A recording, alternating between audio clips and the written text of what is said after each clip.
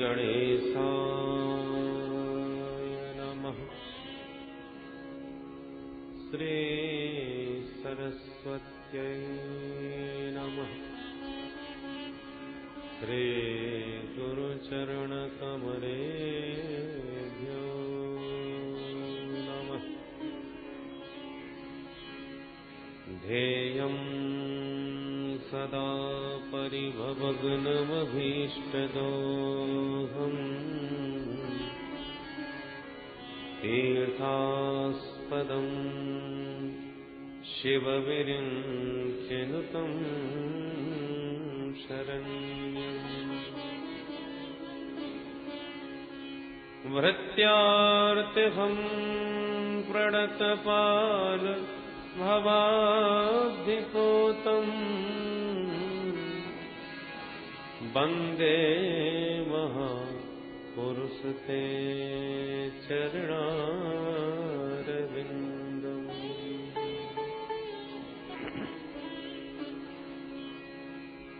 वंशी विभूषितकरान् नवनीरदाभात्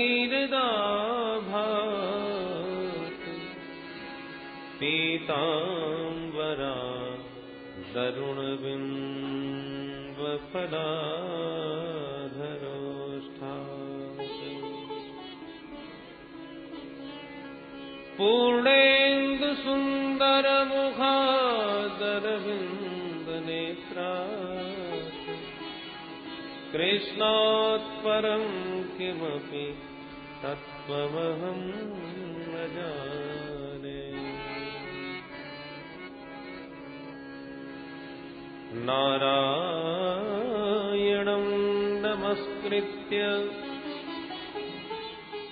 नरं चैव नरोत्तमम्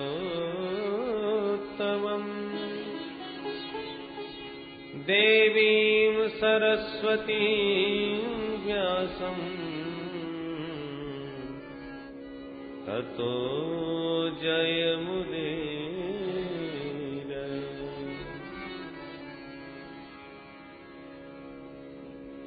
सीतानाथ समारम्भा श्रीरामानन्दार्य मध्यमा अस्मदाचार्यपर्यन्ता वन्दे गुरुपरम्परा। गौराङ्गं रसमयं नित्यं रसाचार्यं रसोत्सुकम् श्रीरामहर्षणदेवाख्यं सद्गुरुं प्रणमाम्यहम्।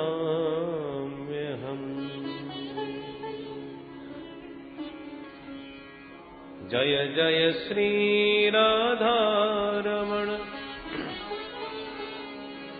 जय जय नवल किशोर जय गोपी चित्चोर प्रभु जय जय माखन चोर। बोल वृंदावन बिहारी लाल की जय। श्री सद्गुरुदेव भगवान की जय। श्रीमद्भागवत महापुराण की जय। गंगा मैया की जय। श्री हरिद्वार धाम की जय। जय जय श्री राधे। आइए मन और वाणी को पवित्र करने के लिए कुछ क्षण भगवान नाम का आश्रय लें। राधे राधे गोविंद गोविंद राधे राधे राधे गोविंद गोविंद राधे राधे राधे गोविंद गोविंद राधे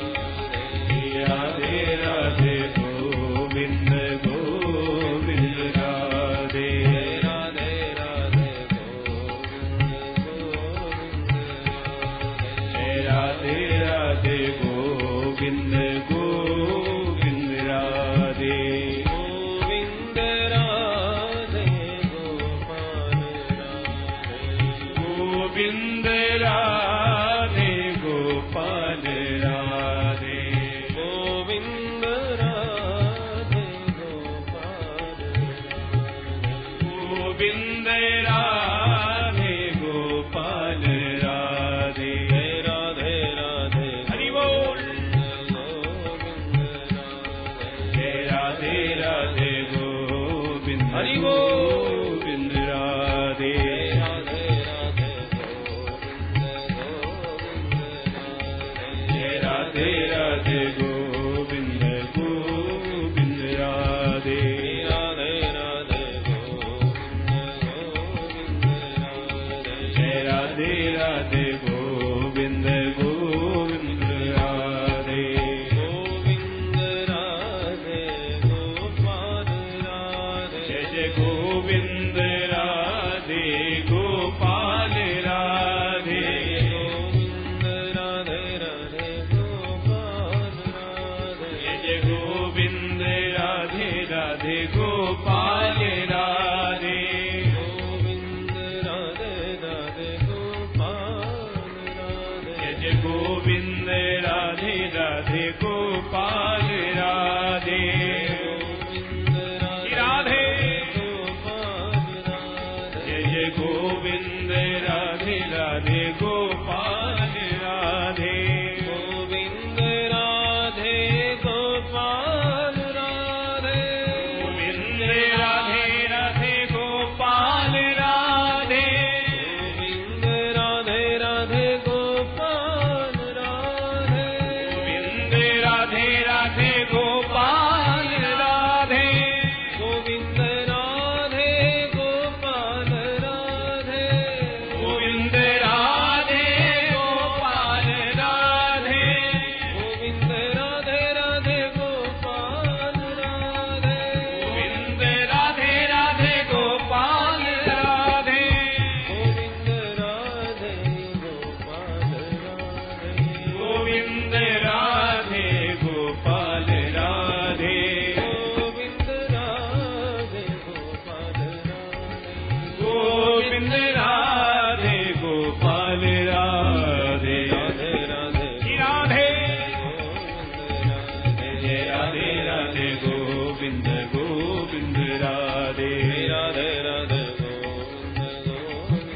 राधे राधे राधे गोविंद गोविंद राधे राधे राधे गोविंद गोविंद राधे राधे राधे गोविंद गोविंद राधे राधे राधे गोविंद गोविंद राधे जय राधे राधे गोविंद गोविंद राधे राधे राधे गोविंद गोविंद राधे जय राधे राधे गोविंद गोविंद राधे गोविंद राधे गोपाल राधे गोविंद राधे गोपाल राधे गोविंद राधे गोपाल राधे गोविंद राधे गोपाल राधे गोविंद राधे गोपाल राधे गोविंद राधे गोपाल राधे राधे राधे गोविंद गोविंद राधे राधे राधे गोविंद गोविंद राधे राधे राधे गोविंद गोविंद राधे राधे राधे गोविंद गोविंद राधे राधे राधे राधे राधे गोविंद राधे राधे राधे राधे राधे गोविंद राधे राधे राधे राधे राधे गोविंद राधे राधे राधे राधे राधे गोविंद राधे राधे राधे राधे राधे गोविंद राधे राधे राधे राधे राधे गोविंद राधे राधे राधे गोविंद गोविंद राधे राधे राधे गोविंद गोविंद राधे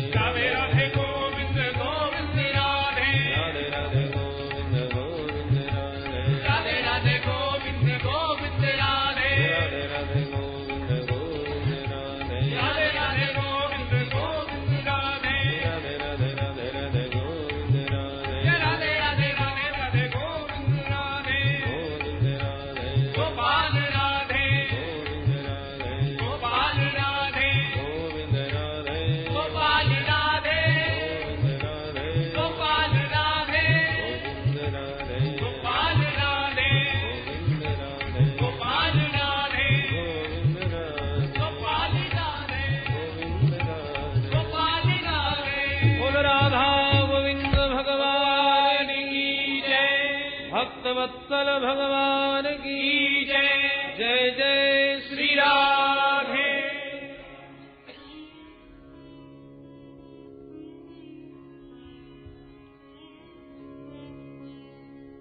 सच्चिदानन्दरूपाय विश्वोत्पत्त्यादिहेतवे तापत्रय विनाशाय श्रीकृष्णाय वयं नमः। श्रीकृष्णाय वयं नमः। परम मंगलमय प्रभु श्री बालकृष्ण लाल की वांगमय प्रति स्वरूपा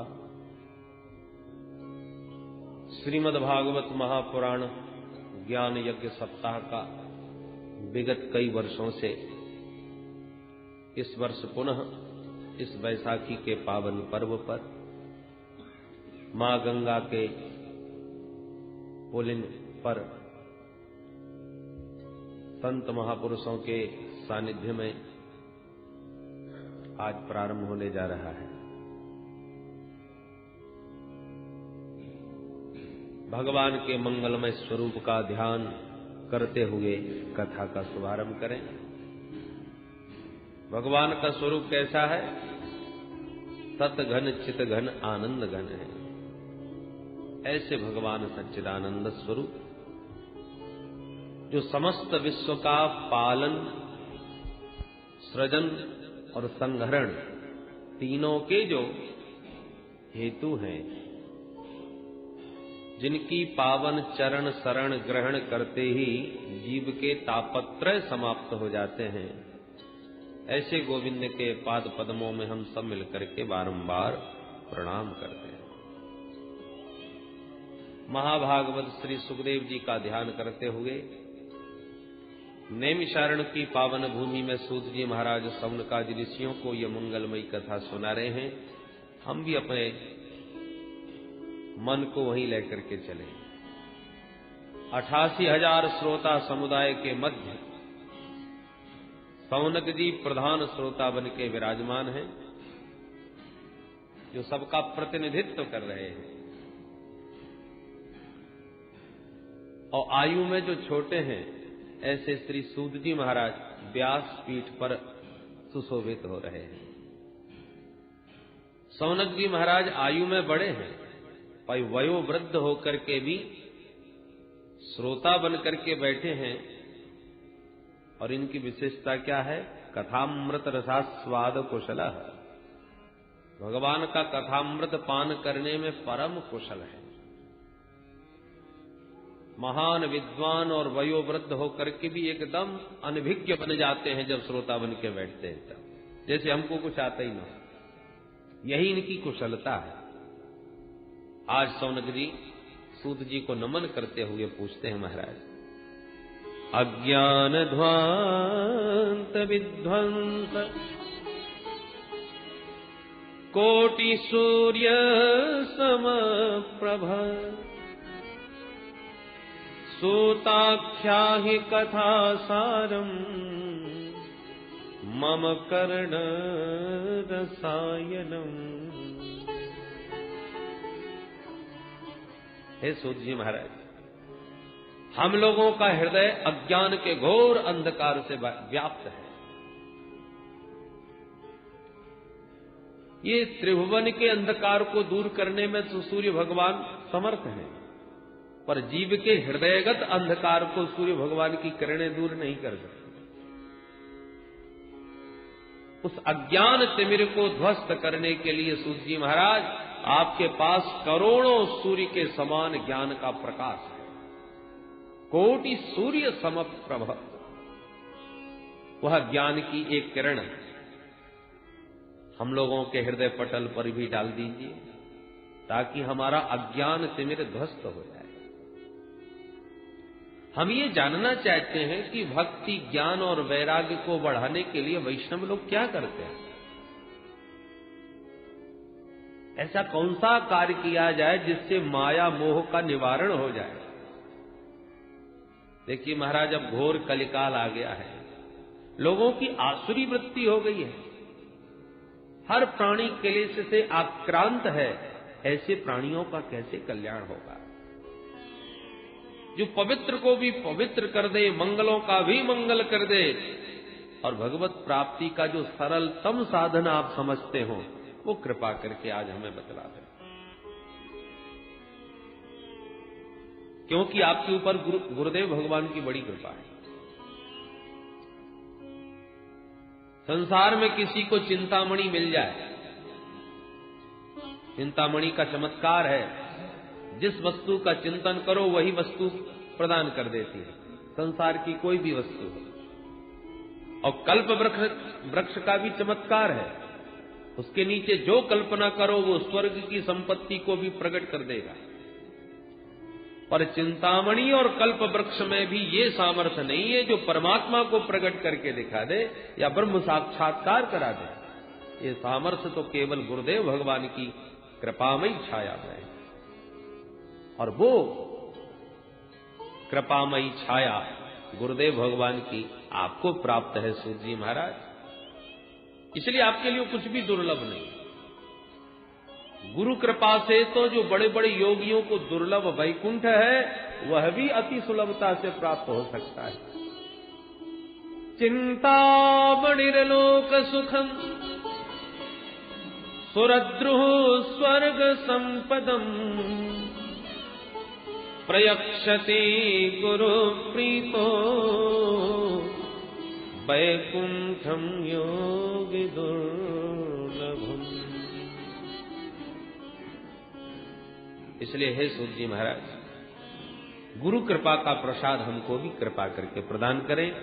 सूत जी महाराज प्रसन्न हो गए, प्रमुदित हो गए और बोले, हे सौनकादि ऋषियों, आपके मन में मेरे प्रति इतना प्रेम है, इतना स्नेह है, तो अब हम तुम्हें समस्त शास्त्रों का सार ही सुनाने जा रहे हैं, जो संसार के भय को ही दूर कर दे। उसे आप सावधान होकर के सुनिएगा।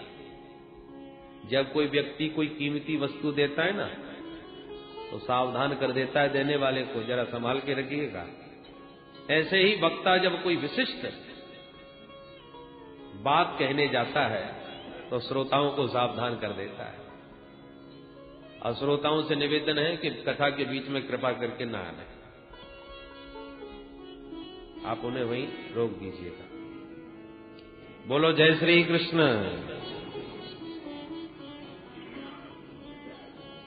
सूत जी कहते हैं, ऋषियों,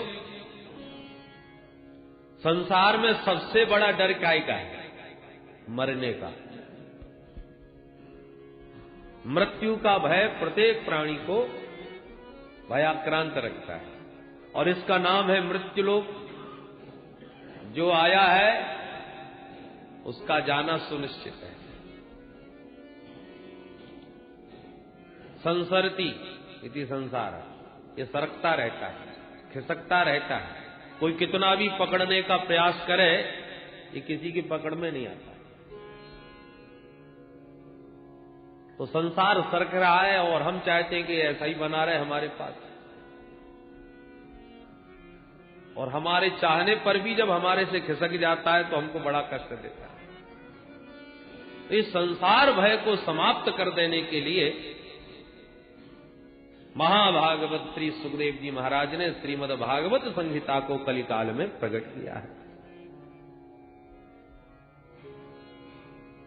कालव्याध मुखग्रास त्रास निर्णास हेतवे श्रीमद् भागवतम शास्त्रम कलौ कीरेण भाषितम्। कीरेण सुकेन भाषितम्। तोता बड़ा मीठा बोलता है, पर बोलता वही है जो उसे सिखाया जाता है। तो सुखदेव जी महाराज ने भी ये मीठा मधुर फल सबको दिया, जगत में कल्याणकारी भागवत रूपी फल प्रदान तो किया, पर ये मनमुखी फल नहीं है। उन्हें भी आचार्य परंपरा से जो प्राप्त हुआ वही उन्होंने संसार को दिया। महाराज परीक्षित के सामने मृत्यु का भय ही उपस्थित हुआ। 7 दिन में मरना सुनिश्चित हो गया, क्या किया जाए, कैसे कल्याण हो। उस समय महामुनि सुखदेव जी ने ही इस पावन संहिता के द्वारा महाराज परीक्षित को भय मुक्त कर दिया। पर ऋषियों, जैसे गंगा के तट पर सुखदेव जी भागवत संहिता का प्रवचन करने के लिए विराजमान हुए, देवताओं को पता चल गया। तो सारे देवता सुधा कुंभम गृहीत्वैव देवास्तत्र समागमन, देवता लोग अमृत का कलश लेकर के आए और सुखदेव जी को प्रणाम करके सामने अमृत का कलश रख दिया और बोले, महाराज, हमने जैसे ही सुना कि परीक्षित के सामने मृत्यु का भय उपस्थित हुआ है, इसलिए आप उन्हें कथा सुनाने जा रहे हैं भागवत की। पता लगते ही महाराज ये अमृत का कलश हम ले आए, ये अमृत पिला दीजिए परीक्षित को, तो ये मृत्यु भय से मुक्त हो जाएंगे, और इसके बदले में ये जो कथामृत आप इन्हें पिलाने जा रहे थे वो सब हम देवताओं को पिला दीजिए। प्रपास्यामो वयम सर्वे श्रीमद्भागवतामृतम्। प्रस्ताव रखा देवताओं ने तो सुखदेव जी बड़ी जोर से हंसे और बोले, अरे ठगिया हो, तुम्हारे आते ही मैं समझ गया था कि कुछ गड़बड़ है। दधीच बाबा को दंडवत करने गए तो बदले में हड्डियां मांग गए। स्वकार्य कुशलासुरा, तुम लोग बड़े स्वार्थी हो, अपना कार्य करने में बड़े निपुण हो, और स्वार्थी व्यक्ति यदि तुम्हारे फायदे की ज्यादा बातें करे तो सावधान हो जाना चाहिए कि हमारे प्रति ये इतना उदार क्यों हो रहा है। तो देवताओं ने पहला फायदा तो परीक्षित का ही बताया, अमृत पिला दीजिए महाराज, अमरत्व को प्राप्त हो जाएगा। तो सुखदेव जी तो उसी समय सजग हो गए कि अमृत कोई साधारण वस्तु तो है नहीं। समुद्र मंथन किया गया, उन 14 रत्नों में सबसे दिव्य अंतिम रत्न अमृत प्रकट हुआ, जिसके बंटवारे को लेकर के बड़ा भयंकर देवासुर संग्राम हुआ। और ऐसा वह दुर्लभ अमृत आज देवता अपने आप ही प्रदान कर रहे हैं, बिना मांगे, बिना आह्वान किए दौड़े चले आ रहे हैं। बिना मतलब के कोई इतनी कीमती वस्तु क्यों देगा। परंतु जब इसके बदले में भागवतामृत मांगा, इसी से आप समझ लीजिए कि वो अमृत इतना दुर्लभ, तो ये अमृत कितना अद्भुत होगा जिसके बदले में वो अमृत देने को तैयार देवता। घाटे का सौदा देवता कभी नहीं करता। आज अपना अमृत रख दिया सामने कि ले लीजिए महाराज, पिला दीजिए परीक्षित को। और प्रपास्यामो वयम सर्वे श्रीमद् भागवतामृतम, इसके बदले में हम ये भागवतामृत चाहते हैं। सुखदेव जी हंसते हुए बोले, देवताओं, तुम श्रद्धा से श्रोता बन के आते तो मैं अवश्य सुनाता, पर तुम तो सौदागर बन के आए हो। अरे सौदागर ही नहीं, महा ठगिया, ठग बन के आए। क्योंकि कोई कांच का टुकड़ा पकड़ा करके और उसके बदले में ज्वेलर से हजारों की करोड़ों की कीमती बहुमूल्य मणि मांगे तो सरासर उसे ठग ही कहा जाएगा। कहां कांच का टुकड़ा और कहां लाखों की मणि। तुम वही कर रहे हो देवता, तुम्हारा अमृत कांच का टुकड़ा और मेरा कथामृत लाखों की मणि। क्व कथा क्व सुधा लोके, क्व कांच क्व मणिर्महान्, ब्रह्मरातो विचार्यैवम् तदा देवांजहासः। क्व सुधा क्व कथा क्व कांचः क्व मणिः। अरे विनिमय बराबर की वस्तुओं का होता है, तो वही कीमत की तुम्हारी वस्तु वही हमारी, चलो अदला बदली कर ले। पर कांच और मणि का तो कोई बराबरी नहीं, इसलिए तुम ठग हो। अभक्तास्तास्य विज्ञाय न ददौ स कथामृतम्, श्रीमद्भागवती वार्ता सुराणामपि दुर्लभा। देव दुर्लभ ये कथामृत है ऋषियों, जो सुखदेव जी ने देवताओं को डांट के भगा दिया पर नहीं दिया। विचार कीजिए, एक ओर कथामृत, दूसरी ओर सुधामृत, कौन सा अमृत श्रेष्ठ है? सुधामृत की क्या विशेषता है जी?